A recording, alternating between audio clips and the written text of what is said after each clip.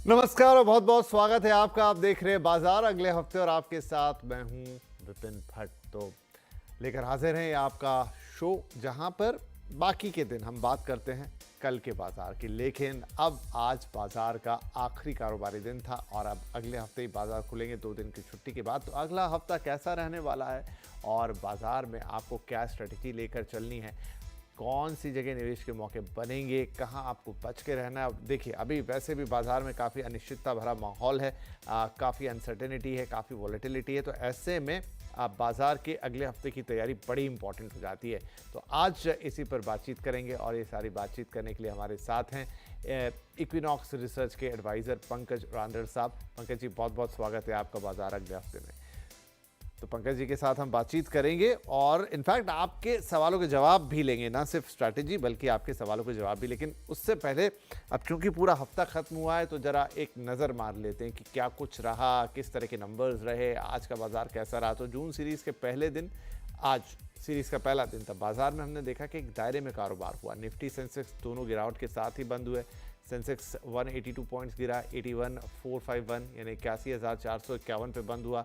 Nifty 83 point गिरा और 24,751 पर बंद हुआ है। मिड और स्मॉल कैप की बात करें तो यहाँ पर हमने इंडेक्स में फ्लैट क्लोजिंग होते हुए देखी। हालांकि निफ्टी बैंक इंडेक्स में बढ़त रही, जो हमने आपको कल भी बताया था कि आज निफ्टी बैंक इंडेक्स अच्छा कर सकता है और ये देखिए उसने अच्छा किया भी।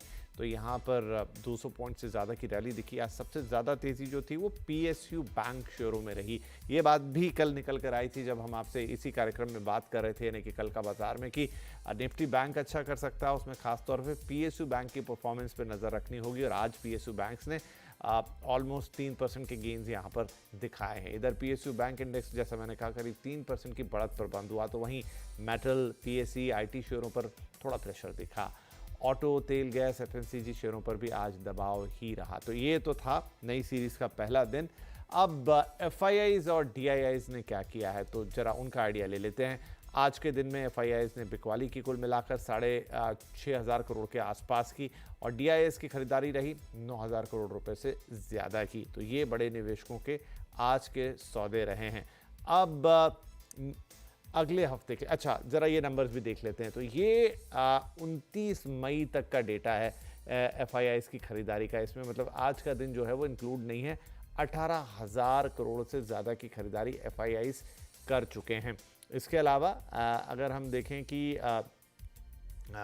डीआईएस की कितनी खरीदारी रही है 29 ऑफ मई, ये पूरे महीने की बात हम कर रहे हैं, तो ऑलमोस्ट 58,500 करोड़ रुपए की खरीदारी, यानी घरेलू निवेशकों ने एक बड़ा पार्टिसिपेशन दिखाया है इस महीने के दौरान, मई महीने के दौरान। और उसी की बदौलत भी है कि बाजार आपको काफ़ी बेहतर दिखा। खराब भी हो सकता था लेकिन बेहतर दिखाई दिया। उसके पीछे ये बड़ा आंकड़ा है 58,000 करोड़ रुपए से ज़्यादा का, जो कि डीआईआईज खरीदते हुए नज़र आए हैं। अब इन सारी बातों के आधार पे अगला हफ्ता कैसा हो सकता है इसकी बात करेंगे। पंकज जी, ये हफ्ता तो बीत गया, थोड़ा मिक्स सा रहा, अगले हफ्ते हम क्या उम्मीद कर सकते हैं? जी, good evening Vipin ji and good evening everyone. देखिए विपिन जी, कल जिस तरीके से निफ्टी की एक जो क्लोजिंग हुई है थ्रू आउट द डे, कल की बात कर रहा हूं मैं, एक डोजी फॉर्मेशन दिया है और 900 का एक हाई दिया हुआ था। आज दिन भर में 3 से 4 बार 900 के हाई को इन्होंने क्रॉस किया और डोजी के कल के हाई के नीचे ये बंद हुआ। तो एक छोटा सा क्लस्टर है 24,900 का। अगर ये सरपास हो जाता है तो मुझे लगता है कि मार्केट अच्छा है, लेकिन बड़ी शॉर्ट कवरिंग जो है मार्केट के अंदर वो 25,025 के ऊपर यहाँ पे विटनेस होती हुई दिख सकती है। ओवरऑल जो जून की सीरीज होती है वो आमतौर पे काफी पॉजिटिविटी के साथ में क्लोज होते हुए पिछले 6 साल के अगर हम लोग एनालिसिस करते हैं तो एक ही साल ऐसा है कि वहाँ करीब करीब 2% की गिरावट थी। बाकी थ्रू आउट द 6 ईयर्स जून की जो क्लोजिंग है वो करीब करीब 2.5 से 3% तक की अपवर्ड मूवमेंट यहाँ पे इस सीरीज के अंदर हम लोगों ने विटनेस करी हुई है। मुझे लगता है कि 25,025 के ऊपर जबरदस्त शॉर्ट कवरिंग होगी। एफआईज नेट शॉर्ट्स में बैठे हुए करीब करीब 80% के आसपास में। तो मुझे लगता है कि ओवरऑल जो सिनारियो रहेगा अगले वीक का, तो 25,025 के ऊपर सुपर शॉर्ट कवरिंग होगी। और जहां तक बैंक निफ्टी का सवाल है, बैंक निफ्टी अभी एक ओपन टेरिटरी में आती हुई नजर आ रही है। मुझे लगता है कि 56,550 और 56,800 तक की लेवल्स आने वाले दिनों में देखने मिलनी चाहिए। बार्गेनिंग पावर जो है वो मुझे लगता है कि निफ्टी बैंक के अंदर निफ्टी से बेहतर है। निफ्टी बैंक में निफ्टी से बेहतर बार्गेनिंग पावर, वो हमने आज भी जलवा देखा। और खास तौर पे बैंक निफ्टी अच्छा चला, फिर पीएसयू बैंक्स और अच्छे चले, तो वही कमोबेश जो है स्थिति अगले हफ्ते भी रहेगी। 55,749 का लेवल आज था और 56,550 से लेकर 56,800 के लेवल अगले हफ्ते के लिए पंकज जी देख रहे हैं। लेकिन निफ्टी के लिए कहना है, प्रेडिक्शन ये है कि 25,000 का लेवल क्रॉस करता हुआ नजर आएगा, लेकिन उसके बाद एक शॉर्ट कवरिंग हमको वहां पर होती हुई दिखाई दे सकती है, क्योंकि एफआईआईज या अन्य जो संस्थागत निवेशक हैं वो हैवी शॉर्ट्स पर बैठे हैं। तो एक अंदाज़ा वहां से लगाते हुए कि 25,000 के ऊपर जाएगा या टच करता है तो फिर वहां से शॉर्ट कवरिंग दिख सकती है। एंड जहां तक जून सीरीज जिसकी शुरुआत हो गई है उसकी बात करें, तो पंकज जी ने कहा कि ऐतिहासिक तौर पे एक आध मौके को छोड़ दें तो पिछले कुछ सालों में उन्होंने एक बढ़त पे ही वो पूरी सीरीज जाती हुई देखी, 2 से 2.5% अप होके ही वो सीरीज समाप्त होती है। तो इस बार भी वही उम्मीद हम यहाँ पर करेंगे। तो ये तो बात होगी ब्रॉडर मार्केट्स की। कुछ पर्टिकुलर सेक्टर या पर्टिकुलर शेयर्स जहाँ पर आप नजर रखना चाहेंगे अगले हफ्ते पंकज जी? जी बिल्कुल, दोनों स्टॉक्स मेरे बाइंग के रहेंगे और दोनों स्टॉक आज के दिन पूरे सुर्खियों में रहे हैं। मेरा जो पहला ट्रेड रहेगा विपिन जी, उसमें मैं मुथूट फाइनेंस की एक बाई करने की सलाह दूंगा, जिसको 2200-2202 की रेंज में इसको बाई करना है। 2165 का इसका स्टॉप लॉस रहेगा, 2255 और 2280 का इसका टारगेट हम लोग विटनेस कर सकते हैं। जिस तरीके के मुथूट के आज के स्ट्रक्चर दिख रहे हैं और ओआई एडिशन जिस तरीके से दिख रहा है, काफी स्ट्रॉन्ग मोमेंटम में ये काउंटर अभी फिलहाल नजर आया हुआ है। 6% के आसपास की ये आज के दिन में तेजी दे चुका है, लेकिन मुझे लगता है कि यहाँ से आगे और भी ये सेम मूवमेंट एंटिसिपेट हो सकता है और 2280 तक के क्लस्टर्स इसके अंदर देखने मिल सकते हैं। और दूसरा जो स्टॉक रहेगा विपिन जी, मेरा जो दूसरा स्टॉक है वो इटरनल पे रहेगा, जोमेटो के ऊपर। आज के दिन की बहुत स्ट्रॉन्ग रैली, कल की बहुत स्ट्रॉन्ग रैली के साथ में ही अगला वीक मुझे इसके जो टारगेट्स लगते हैं 255 से लेके 261 तक के टारगेट्स विटनेस हो रहे हैं। 239 रुपए 50 पैसे 240 की रेंज में इसमें बाय करने की सलाह रहेगी। स्टॉप लॉस जो रहेगा 233 रुपए का स्टॉप लॉस यहाँ पे मेंटेन करके चलना चाहिए। जिस तरीके का चार्ट स्ट्रक्चर है और जो डिलीवरी के जो वॉल्यूम्स हैं काफी मैसिव है इसके अंदर के, तो मेरे ख्याल से ये डेफिनेटली एक बाय का काउंटर बन सकता है। राइट, तो यहाँ पर दो काउंटर्स हैं जो पंकज जी दे रहे हैं। वन इज एटर्नल जो आपके सामने है, यहाँ पर 255 से लेकर 261 रुपए तक के टारगेट्स आपके लिए सजेस्ट कर रहे हैं, और स्टॉप लॉस जरूर लगा लेंगे 233 रुपए पर। स्ट्रॉन्ग चार्ट्स पे दिखाई देता हुआ शेयर है। दूसरा है मुथूट फाइनेंस, और यहाँ पर भी पंकज जी को एक स्ट्रॉन्ग होल्ड दिखाई दे रहा है, तो इसलिए आपके लिए 2280 के टारगेट्स दे रहे हैं। 2165 रुपये का स्टॉप लॉस लगेगा। जैसा उन्होंने कहा कि ये शेयर्स आज भी एक्शन में थे और उम्मीद बरकरार है कि अगले हफ्ते भी इनमें एक्शन दिखाई देगा। ठीक है जी, ये बात हो गई अगले हफ्ते की, और कुछ पर्टिकुलर स्टॉक्स की भी बात हो गई। अब आपके पर्टिकुलर स्टॉक की बात कर लेते हैं, जो हमारे दर्शक रोज हमें अपने अपने स्टॉक्स भेजते हैं। पहले कॉलर है मिस्टर आदित्य, नोएडा से हमें कॉल कर रहे हैं। आदित्य जी गुड इवनिंग, और क्या स्टॉक्स हैं आपके? Good evening sir. हाँ जी बताइए। मेरे पास सर दो स्टॉक्स है। एक पीएनबी हाउसिंग फाइनेंस है 1053 पे 200 क्वांटिटी, और एक एलआईसी हाउसिंग फाइनेंस है 609 पे 200 क्वांटिटी। तो आगे के 2-3 महीनों के लिए इसमें क्या किया जा सकता है? राइट, हाउसिंग फाइनेंस कंपनी आपको पसंद है, आपने पीएनबी लिया है और साथ में एलआईसी भी लिया है। तो चलिए, पीएनबी हमारे सामने है, एलआईसी का ये चार्ट है, लेकिन पहले बात कर लेते हैं पीएनबी हाउसिंग फाइनेंस पे। 200 शेयर हैं पंकज जी इनके पास, 153 के भाव पे, माफ़ कीजिए 1053 के भाव पर। थोड़ा सा लॉस है 8-9 रुपए का, क्या कर सकते हैं? जी देखिए, जिस तरीके का पीएनबी का स्ट्रक्चर बना हुआ है डेली चार्ट फ्रेम के ऊपर, एक कंसोलिडेशन का एक फेज दिख रहा है यहाँ पे। पिछले 6 से 7 सत्रों में इसमें एक डोजी का फॉर्मेशन हुआ है। मुझे लगता है कि ये डेफिनेटली एक संभालने वाला काउंटर है, लेकिन 1063 के ऊपर ही इसके अंदर एक अच्छी खासी रैली हम लोग विटनेस कर सकते हैं।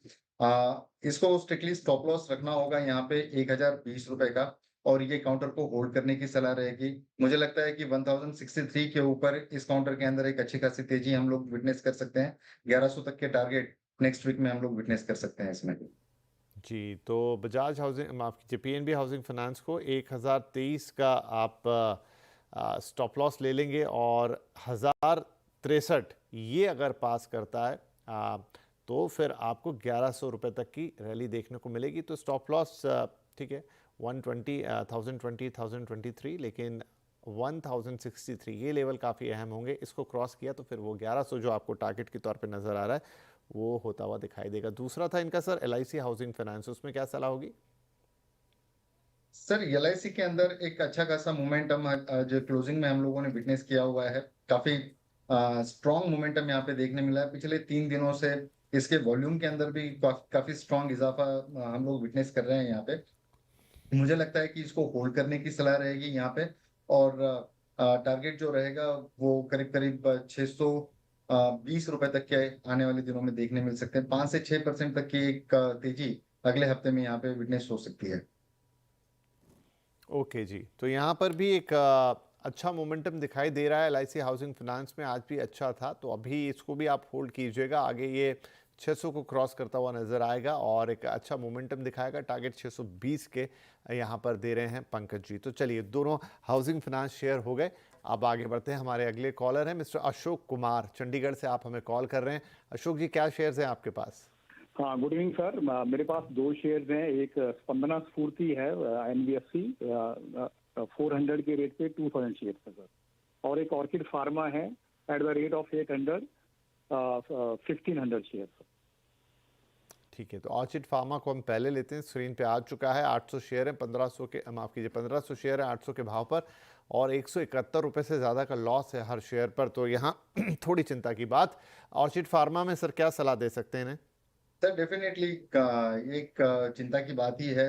पिछले अगर हम लोग 2 महीने का अगर हम लोग चार्ट यहाँ पे देख रहे हैं तो एक लोअर लोज के फॉर्मेशन यहाँ पे विटनेस हो रहे हैं। 3 दिन पहले एक काफी स्ट्रॉन्ग ब्रेकडाउन यहाँ पे देखने मिला है। स्विंग लोज का एक बड़ा क्लस्टर जो है वो 700 के आसपास यहाँ पे तोड़ता हुआ दिखा है, और मुझे लगता है कि ये स्टॉक में RSI भी काफी निगेटिव डाइवर्जन के साथ में यहाँ पे प्ले हो रहा है। यहाँ पे तो एग्जिट करने की सलाह रहेगी। अगर आप लंबे अवधि के अगर निवेशक हैं तो इसमें 600 रुपए की स्टॉप लॉस से बने रहे।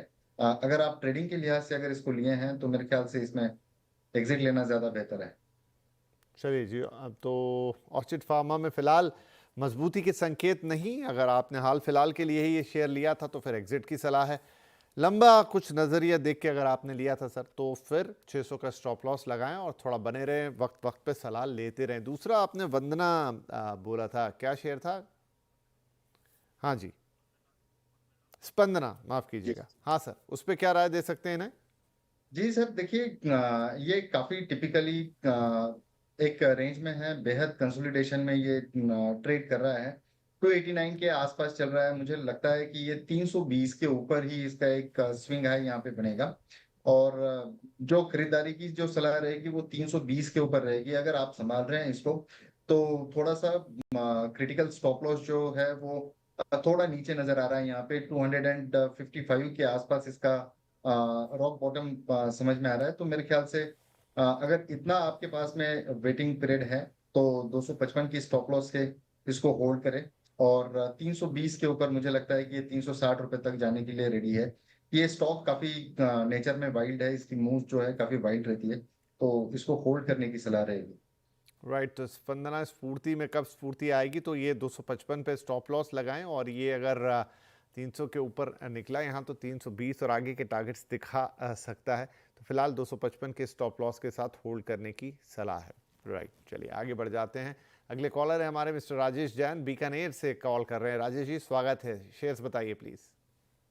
सर मेरे पास ट्रेंड के 100 शेयर है, 5700 का बाई है, और दूसरा है बिरला सॉफ्ट 500 है, 430 का बाई है। सर कितना लॉन्ग टर्म रखना पड़ेगा इसको?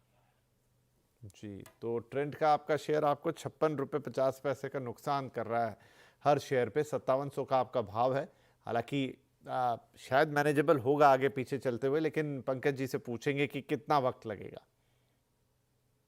मैं जहां तक ट्रेंड का सेटअप देख रहा हूँ ये 200 डीमा के ऊपर बहुत आसानी से क्लोज होते हुए नजर आया है। तो ये ऊपरी लेवल से आज थोड़ा सा फिसला जरूर है, लेकिन मेरे ख्याल से इसमें एक स्ट्रॉन्ग होल्ड करने की सलाह रहेगी। स्टॉप लॉस के तौर पे इसके अंदर 5500 का एक स्टॉप लॉस इसको मेंटेन करे, मुझे लगता है कि ये स्टॉक जो है वो करीब करीब 5,900 और 6,100 तक की मोमेंटम यहाँ पे बन सकती है। जिस तरीके के वॉल्यूम एक्टिविटी और पॉजिटिव आरएसआई का जो डाइवर्जन यहाँ पे देखने मिल रहा है, तो मुझे लगता है कि ये एक स्ट्रॉन्ग होल्ड की सलाह रहेगी। 6,100 तक के टारगेट्स इसके अंदर आने वाले दिनों में देखने मिल सकते हैं। राइट, तो देखिए आप उम्मीद है यहाँ पर आपका तो सिर्फ 56 रुपये का लॉस था, लेकिन आगे आप होल्ड करें इसे 5500 के स्टॉप लॉस के साथ, तो 6100 5900 टू 6100 तक के टारगेट्स आपको दिखा सकता है। यानी आपके भाव से ठीक ठाक ऊपर ये जा पाएगा, तो होल्ड कीजिए फिलहाल। दूसरा था बिरला सॉफ्ट, तो बिरला सॉफ्ट में क्या सलाह देंगे सर? सर जी, बीसॉफ्ट के अंदर 2 दिन पहले हम लोगों ने एक अच्छी खासी रैली देखी और आज जिस तरीके से एक 5% का एक ड्रैग डाउन यहाँ पे हम लोग विटनेस कर रहे हैं यहाँ पे, मुझे लगता है कि ये एक पूरे आईटी के क्षेत्र के अंदर एक बड़ी गिरावट के संकेत यहाँ से देखने मिल रहे हैं। मुझे लगता है कि 380 अगर यहाँ पे बिरला सॉफ्ट अगर तोड़ देगा, तो मुझे लगता है कि यहाँ से एक बार एग्जिट लेना हुआ ज्यादा बेटर रहेगा। लेकिन अगर कहीं भी आईटी में अगर उछाल आता है, तो ये 410 के ऊपर दोबारा 440 460 तक के टारगेट्स यहाँ पे देखने मिल सकते हैं। ये लंबी अवधि के लिए डेफिनेटली होल्ड करके चलना चाहिए सर इसको। चलिए, तो लंबी अवधि के लिए होल्ड करने की सलाह है बिरला सॉफ्ट में। अभी के लिए बोल रहे हैं 380 अगर चला जाता है गिर के तो फिर एग्जिट बनता है, और लंबी अवधि का सोच रहे हैं तो होल्ड कर लीजिए, और अगर उछला तो यहाँ से 410 440 और 460 तक के ये भाव आपको दिखा सकता है। If you are a long term investor तो थोड़ा होल्ड करके रख सकते हैं आप। आगे बढ़ते हैं, अगले हैं कॉलर हैं मुंबई से प्रभाकर साहब। प्रभाकर जी गुड इवनिंग, क्या शेयर्स हैं सर? हेलो हाँ सर। सर, मेरे पास आईओसी के 3,000 शेयर्स है 133 के भाव। अच्छा, सब एक साथ ले लिए या फिर धीरे धीरे खरीदे? सर एक साथ तो लिए यार। एक साथ लिए, बढ़िया है। लेकिन चलिए 9 रुपए का प्रॉफिट भी है हर शेयर पे, 3,000 आपने ले रखे हैं तो बुरा नहीं है ये। 133 का आपका भाव है और अभी 141 पे पहुंचा हुआ है। क्या ये यहाँ से और ऊपर आपको दे पाएगा, वो हमें पंकज जी बताएंगे। तो पंकज जी, आईओसी में क्या मूव्स बनते हुए दिख रहे हैं? जी विपिन जी, ये मेरे ख्याल से एक जो पूरी ऑयल मार्केटिंग कंपनीज के अंदर का जो प्ले है, ये सबसे बड़ा कैंडिडेट आने वाले कुछ दिनों के अंदर आईओसी में देखने मिल सकता है। जिस तरीके के चार्ट पैटर्न्स इसके अंदर देखने मिले हैं अभी पिछले कुछ दिनों से, कंसोलिडेशन में जरूर है, लेकिन इनकी जो बाइंग है वो टू द पॉइंट लग रही है। यहाँ पे सपोर्ट पिक के आसपास इनकी बाइंग है। मुझे लगता है कि ये अगर शॉर्ट टर्म के निवेशक है तो इसको 155 रुपए तक इसको होल्ड किया जा सकता है। अगर आप लंबे अवधि के निवेशक है तो 200 रुपए तक के टारगेट्स इसके अंदर 9 महीने से 1 साल तक का अगर नजरिया है तो डेफिनेटली देखने मिल सकते हैं। चलिए जी, तो शॉर्ट टर्म में 155 दिखा देगा और लंबी अवधि होल्ड करके ले गए तो फिर 9 से 1 साल के बीच, 9 महीने से 12 महीने के बीच में ये 200 रुपये भी दिखा सकता है। तो प्रभाकर साहब रखिए इसको, अभी आपको लगे जल्दी बेचना है तो 155 का इंतज़ार कीजिए, और अगर आप थोड़ा लंबा इसको संभाल सकते हैं तो फिर ये आपको 200 रुपये भी दिखा पाएगा, लेकिन थोड़ा वक्त देना होगा, 9 महीने से साल भर का। ठीक है, आगे बढ़ते हैं। अगले कॉलर हैं किरण आड्या फ्रॉम न्यू दिल्ली। किरण साहब स्वागत है आपका, बताइए क्या सवाल है? सर मेरा क्वेश्चन है L&T फाइनेंस पे। जी मैम। मैंने बाय किया था 75 पे, तो अभी होल्ड करना चाहिए या सेल करना चाहिए? और ठीक है दूसरा मैम। क्वेश्चन है बेस्ट एग्रो पे, वो मैंने बाय किया बहुत हाई कॉस्ट पे 860 पे, और वो कभी मुझे मतलब 400 के आसपास ही दिख रहा है तब से, क्या करूं? कौन सा स्टॉक बोला मैम आपने? Which agro? Best agro, BEST, best agro. Best agro, okay ji, हाँ ठीक है, जी, उसको और भी अगर देखते एक हैं। और बता पाए तो मैं तीसरा भी बोलूं। चलिए पहले 2 देख लेते हैं, फिर हाँ जी, तीसरा सर। भी ले लीजिएगा ज़रूर। तो देखिए आपका जो L&T फाइनेंस है इसमें तो आपको अच्छा फ़ायदा हो रहा है मैडम, करीब 96 रुपीज़ से ज़्यादा का पर शेयर। अब आगे कितना और ये लाभ दे पाएगा ये हमें पंकज जी बताएंगे। तो पंकज जी, L&T फाइनेंस में क्या मैडम का मुनाफा और बढ़ता हुआ नज़र आएगा? जी डेफिनेटली एक जिस तरीके का यहाँ पे सेटअप वीकली चार्ट्स के ऊपर देखने मिल रहा है, यहाँ पे मुझे लगता है कि ये बिल्कुल होल्ड करने की सलाह रहेगी यहाँ पे। लेकिन स्टॉप लॉस ट्रेल करने की भी हिदायत रहेगी यहाँ पे। 155 रुपए के आसपास इसका स्टॉप लॉस इन्होंने ट्रेल करना है। At any given point in time ये नुकसान में तो नहीं रहेंगे। और ऊपरी लेवल पे इसके जो टारगेट्स है 192 एंड 210 तक के टारगेट्स इसके अंदर देखने मिल सकते हैं। काफी स्ट्रॉन्ग सेटअप लग रहा है। अगर मैं कंडीशनल बात करूं यहाँ पे, तो 177 के ऊपर एक काफी स्ट्रॉन्ग मूव एंटिसिपेट हो सकता है यहाँ से। तो डेफिनेटली इसको होल्ड करने की सलाह रहेगी, बशर्ते कि आप 155 का जो है ट्रेलिंग स्टॉप लॉस लगा के चले यहाँ पे। ठीक है जी, तो 155 का यहाँ लगेगा ट्रेलिंग स्टॉप लॉस, और 177 के ऊपर बढ़िया मूव आता हुआ दिख रहा है। 192 210 तक ये जा सकता है। बेस्ट एग्रो मैम कवरेज क्षेत्र के बाहर है, इसलिए नहीं ले पाएंगे। आप तीसरा स्टॉक कुछ पूछ रही थी, प्लीज वो बताइए। बंधन बैंक सर। बंधन बैंक, ठीक है सर, बंधन बैंक पे क्या राय देंगे? जी, बंधन बैंक के जो स्ट्रक्चर्स हैं वो काफी स्ट्रॉन्ग दिख रहा है, लेकिन एक दायरे में है पिछले 4 वीक में, और ये क्रिटिकल जोन है। काफी रोज चर्चा होती है सीएनबीसी आवाज पर इसके, और मुझे भी लग रहा है कि ये 171 72 के ऊपर इसके अंदर एक बड़ा क्लस्टर खुलने जा रहा है। यहाँ पे वॉल्यूम्स काफी अच्छे हैं, इसको होल्ड करने की सलाह रहेगी। 190 और 200 तक के टारगेट्स इसके अंदर शॉर्ट टर्म में देखने मिल सकते हैं। क्रिटिकल जंक्शन पे है अभी ये, तो मुझे लगता है कि 172 के ऊपर डेफिनेटली इसके अंदर काफी स्ट्रॉन्ग मूव यहाँ पे एंटिसिपेट होती हुई नजर आ सकती है। इस वीक का जो लो है, मतलब आज का जो लो रहेगा 164.40 का, उसके थोड़ा नीचे मतलब 163 के एक स्टॉप लॉस यहाँ पे मेंटेन करके इसको होल्ड करने की सलाह रहेगी। ठीक है जी, तो बंधन बैंक अगर है आपके पास मैम तो इसे होल्ड कीजिए। 163 का स्टॉप लॉस लीजिएगा। 190 200 तक के टारगेट्स यहाँ पे नजर आ सकते हैं। चलिए, इसी के साथ हमारे लिए वक्त हो गया एक छोटे से ब्रेक का, लेकिन ब्रेक के बाद आपके सवाल हम लेते रहेंगे।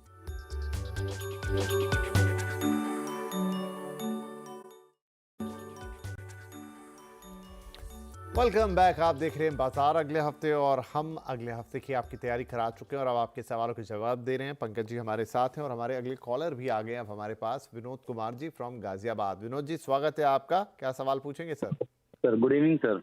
गुड इवनिंग जी।